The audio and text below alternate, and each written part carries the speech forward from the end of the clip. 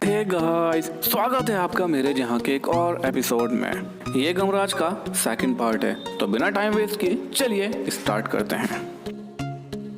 कुछ देर बाद यमराज के दरबार में हाजिरी लगा रही थी गमराज की आत्मा। प्रणाम देव। आखिर यमराज ने मेरी प्रार्थना सुन ही ली। प्रणाम। इस प्राणी का लेखा जोखा प्रस्तुत करो चित्रगुप्त। मृत्यु के पश्चात ये खुश क्यों है? जी देव। वही खाते पर उंगलियां थिरकने लगी चित्रगुप्त की। अरे खाता तो कुछ और बता रहा है, ये शायद गलत प्राणी को पकड़ लाए। क्या बड़बड़ा रहे हो चित्रगुप्त, बताते क्यों नहीं? देव, यमदूत इस प्राणी को गलती से पकड़ लाए, जबकि ये तो बेहोश ही हुआ था। जिसे लाना था वो तो ये गमराज है, 80 साल का बुढ़ा। ये कैसे हुआ? ओह, कुन मुन तुम्हें इस गलती की सजा मिलेगी। नहीं देव, गलती हमारी नहीं है, वही खाते की है। हाँ देव, हमें पहले गमराज की ये 25-30 वर्ष लिखी बताई थी। अच्छा, तो सारे फसाद की जड़ ये खाता है। इस बाही खाते की आत्मा मेरा मतलब इस खाते को बदल दिया जाए। इसने पहले भी अनेक गलतियां की हैं। जो आज्ञा महाराज। गमराज से संबोधित होते हुए यमराज। वत्स गमराज, तुम्हारे अभी खेलने कूदने के दिन है, जाओ लौट जाओ। नहीं, हरगिज नहीं लौटूंगा माई बाप। क्या मतलब? अरे मूर्ख, यहाँ से लौटने के लिए तो लोग सदा आतुर रहते हैं और तू इनकार कर रहा है मूर्ख। देव, गलती आपके कर्मचारियों ने की है, उसकी सजा मैं क्यों भुगतूं? ना बाबा ना, अब मैं यहाँ से नहीं जाने वाला। गुस्सा आ गया यमराज को। खामोश प्राणी, यहाँ बहस करने की अनुमति किसी को नहीं है। सच बोलने की तो है, और हाँ, अगर आपने जबरदस्ती की तो मैं सुप्रीम पावर ब्रह्मा विष्णु महेश से न्याय की अपील करूंगा। ये अपील क्या होती है चित्रगुप्त? दुहाई महाप्रभु दुहाई। तू तो बड़ा खतरनाक है वत्स। सोच विचार में खो गए मौत के देवता यमराज। कैसे पीछे छुड़ाऊं इससे? बड़ा विचित्र मनुष्य है ये। मैं अब यहाँ से हिलूंगा भी नहीं। कुछ नरम पड़ गए यमराज। देखो गमराज, कोई जीवित प्राणी यहाँ नहीं रह सकता। यह विधि के विरुद्ध है, अतः तुम्हें लौटना होगा। नहीं, मैं हरगिज नहीं लौटूंगा। लाख कोशिशों के बावजूद गमराज अड़ा रहा। पसीना चूने लगा यमराज के माथे पर। थोड़ी देर के लिए दरबार की कार्रवाई रोक दी जाती है, तब तक तुम अपने निर्णय पर पुनः विचार कर लो गमराज। यमराज के जाते ही, गमराज भाई, तुमने तो हमारे महाराज को भी चिंतित कर दिया। वाह, क्या वजनी तर्क थे तुम्हारे। धन्यवाद। ये बताओ, मुझे यहाँ से वापस तो नहीं जाना होगा? जाना तो होगा ही। पर हाँ, तुम कुछ वरदान मांग लो तो बात बन सकती है। आंखें चमक उठी गमराज की। वरदान? Good idea. ये बात अब तक मेरे दिमाग में क्यों नहीं आई थी? थोड़ी देर बाद यमराज फिर दरबार में आ गए। हाँ, तो तुमने क्या फैसला किया गमराज, वापस जाओगे या नहीं? ठीक है भगवान, मैं चला जाऊंगा, पर बदले में आपको 3 वरदान देने होंगे। वरदान? तुम हमें छलना चाहते हो मनुष्य? गुस्से से लाल हो उठे यमराज। नरक में सड़ा कर रख दूंगा तुझे। कोई है, ले जाओ इसे। ठहरिए देव, ठहरिए। चित्रगुप्त कानाफूसी करने लगे यमराज से। सूझबूझ से काम लीजिए देव, वरदान देने के अलावा और कोई चारा नहीं है। ओह हाँ, किसी भी तरह इससे छुटकारा पाना होगा। बड़ा ही जिद्दी लड़का है। बात यमराज की समझ में आ गई। वरदान मांगो गमराज, तुम्हारी तर्क बुद्धि से हम खुश हुए। धन्यवाद देव, अभी तो दुखी थे। मैं दुनिया में अनाथ हूँ भगवान, आप मुझे पुत्र रूप में स्वीकार करें, यही मेरा पहला वर है। क्या करूं? ये क्या मांग लिया इसने, किंतु मैं विवश हूँ। तथास्तु पुत्र। पिताश्री। पुत्र गमराज। अनायास ही गमराज के लिए पुत्रवत इसने जागृत हो उठा यमराज के हृदय में। दुनिया ने तुम्हें सचमुच बहुत सताया है पुत्र। हाँ पिताश्री, आपके सीने से लगते ही सारे कष्ट दूर हो गए। अगला वरदान मांगो वत्स। मैं आपसे मिलने जब चाहूँ आ सकूँ। तथास्तु। आखिरी वरदान मांगो वत्स। आपका पुत्र होने के नाते मेरे पास भी आप ही की तरह एक वाहन होना चाहिए पिताश्री। तुम्हारा संकेत भ्रष्टराज की ओर है पुत्र। जी हाँ पिताश्री, तीसरे वरदान में मुझे भ्रष्टराज चाहिए। आप में और मुझ में कुछ तो समानता होनी चाहिए। पुत्र गमराज, उसके बदले कुछ और मांग लो। वो तो हमारी पहचान है, उसकी वजह से तो मृत्युलोक वासी हमसे थर्राते हैं। नहीं पिताश्री, मुझे भ्रष्टराज ही चाहिए। इस बार फिर चित्रगुप्त ने युक्ति सुझाई। इसे या मुंडा क्यों नहीं दे देते भगवान? उसमें भी तो भृषराज जैसी खूबियां हैं। यह उचित रहेगा। उठो गमराज। भ्रसराज की बजाय हम तुम्हें उसका पुत्र यमुंडा देते हैं। शक्तियों के मामले में दोनों ही बराबर हैं। ये भी ठीक है। बाप के पास बाप, बेटे के पास बेटा। यमुंडा के निकट पहुंचा गमराज। बड़ा सुंदर है। और करामाती भी। तुम्हारे यमुंडा कहते ही प्रकट हो गए। फिर तुम इससे मन चाहे काम ले सकते हो। फिर थोड़ी देर बाद, अब अनुमति दीजिए पिताश्री। जाओ पुत्र, मेरा आशीर्वाद है तुम्हारे साथ। ठीक इसी वक्त धरती पर बेहोश पड़ा गमराज का सह उठा। कैसा सपना देख रहा था मैं? यमुंडा कहते ही, आज्ञा स्वामी। तुम कौन हो? आपका अनुचर यमुंडा, जिसे आपने यमराज से वरदान में मांग लिया है मेरी जान। यानी कि मैं हकीकत में हम लोग गया था। हाँ मेरी जान, अब आप यमराज के पुत्र हैं। वाह, मजा आ गया है मुंडा। अब तुम पहले मुझे मुंबई की सैर कराओ। ओके मेरी जान। मूर्ख। वाह, वैसे की सैर का आनंद ही अलग है। एक जगह है। रुको ये मुंडा। आए आए, ये तो गमराज है। भाग बेटा संकालू, पकड़ा गया तो राम नाम सत हो जाएगा। संकालू, रुको संकालू। अबे ठहर जा मेरे बाप, काहे को दौड़ा रहा है? जान निकाल रहे हैं। मैं इतना मूर्ख थोड़ा ही हूँ जो रुक जाऊँ। ये पकड़ा गया। गमराज भाई तुम? हाँ मैं। मुझे देखकर तुम दौड़े क्यों संकालू? वो खाने के बाद मुझे जॉगिंग की आदत है, इसलिए तुम्हें मैंने देखा ही नहीं। समझा। तुम्हारा चुरन तो कमाल था संकालू। उसके कारण यमलोक में मुझे वरदान मिलने का पूरा किस्सा बयान कर दिया गमराज ने।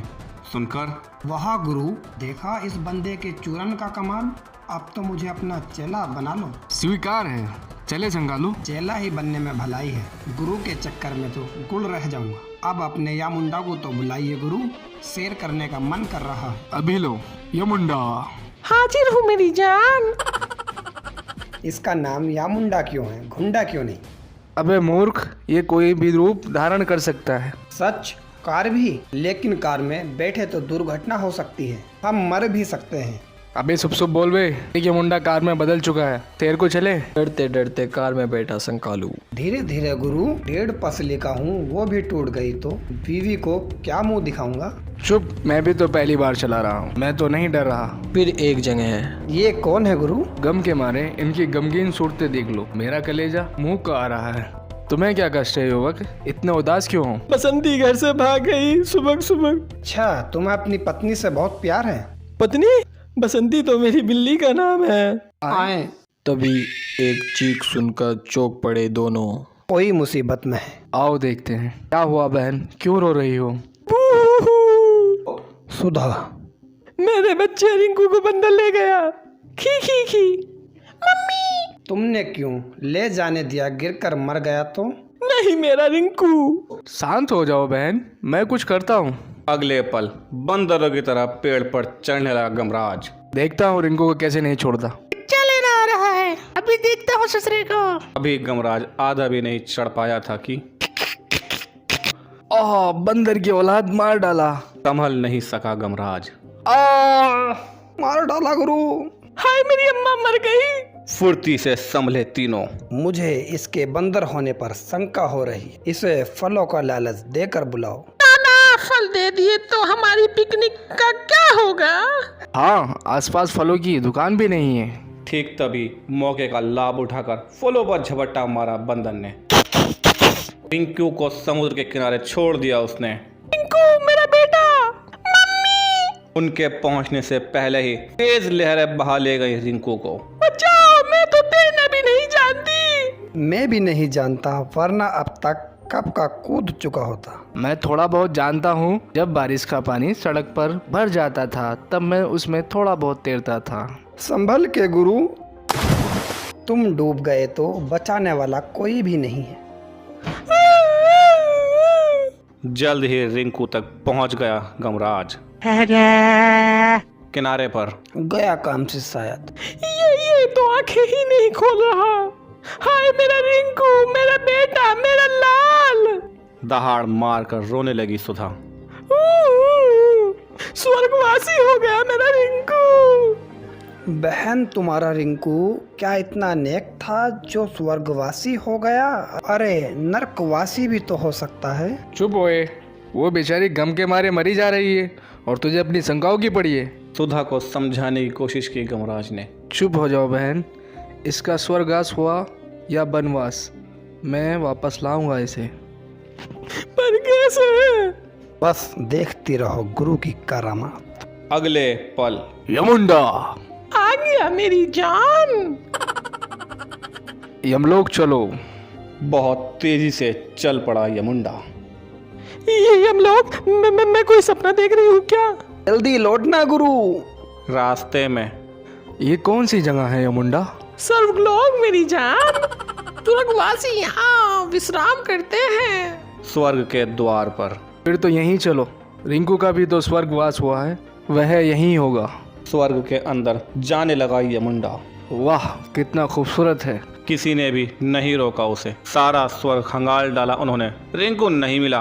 तभी घंटी की आवाज सुन चौंक पड़ा गमराज। चौंकिए मत मेरी जान, ये तो खाने की घंटी है। खाना?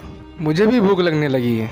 स्वर्ग का भोजन चख लेने में कोई हर्ज नहीं है। स्वागत है आपका यमपुत्र।